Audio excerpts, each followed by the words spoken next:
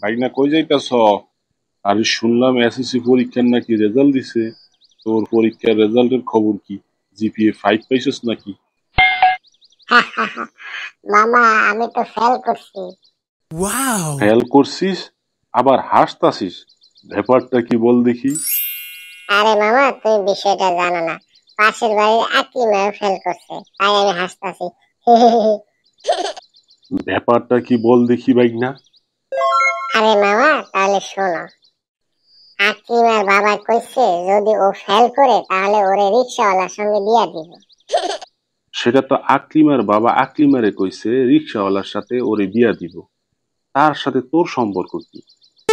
তাহলে শোনো মামা, আমার আব্বাই কইছে আমি যদি এসএসসি পরীক্ষা ফেল করি তাহলে আমার একটা রিক্সা কিনে দিব, আমি হয়ে যাম রিক্সাওয়ালা।